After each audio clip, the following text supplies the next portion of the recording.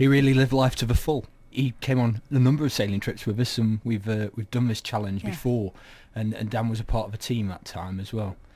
And he wasn't very great at getting up early, as I remember, for the early start though on that occasion. As a child, were you very aware really of his illness, or were you like typical brothers growing up together? Were you quite competitive? I wouldn't say we were very competitive, but we were typical brothers though, yes. And CF was always spoke about from a very young age. And I suppose that made Dan just to some extent he accepted what he was going to be faced with, but got on with life very normally. He went to university. He held down jobs, full-time jobs, worked in IT. If you were Dan's friend, you would expect him just to get involved in everything that all your other friends would get involved in. So. And when did the sailing thing creep in then? How long have you been? Well, that was your fault, really, wasn't it? It was really. I mean, when Dan and Cliff were only young children, really, I had an interest in sailing. And we had a small dinghy that we sailed on inland lakes and trailed behind the cart for family holidays by the sea. Did you? Whereabouts did you go with it then? We went mostly to North Wales, didn't we? Well, most people from Stoke-on-Trent go, don't they? North Wales. Abersock. Okay. Did you all manage to get on the dinghy then? How did it work? Oh yes, we all got on the dinghy, and after that we bought a catamaran, which was hellishly fast and great fun. And so it developed from there. We chartered bigger boats and did trips to France and the Channel Islands, and we've sailed in the Mediterranean. And what's the longest you've been out to at sea then? Days. The longest I've been out is probably about 6 days when I did the Fastnet race. What do you do on a boat for 6 days? I think we take celebrations, don't we? Every so many miles. Yeah. He's thinking of the alcoholic variety. Oh right, I'm with you. Okay, I was thinking chocolates. I had immediately that we do not get drunk on board the boat because it is a serious business. But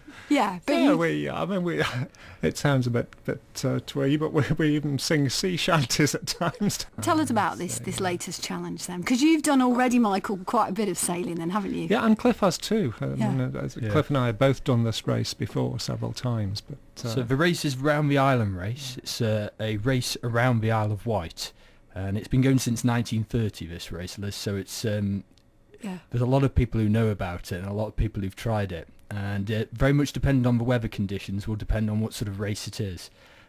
We've done it once successfully, and then the last time I did it with Dad some years ago, the conditions were so bad that you could hear Mayday calls coming on the radio, the VHF radio that you have on the boat, and it was at that point our sail tour, and we thought maybe we won't carry on this race on this occasion. Wowzers. But obviously with the sponsorship that we've taken on this occasion, there's not really that opportunity to dip out of it, so we will have to push through, I think, despite the weather conditions this time, whatever those happen to be. So you're trying to raise money. What will that money actually do?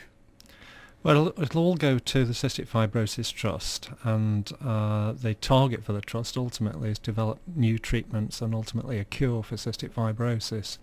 And there are some fantastic new areas of research that are there to be exploited now, particularly in the area of genetic engineering.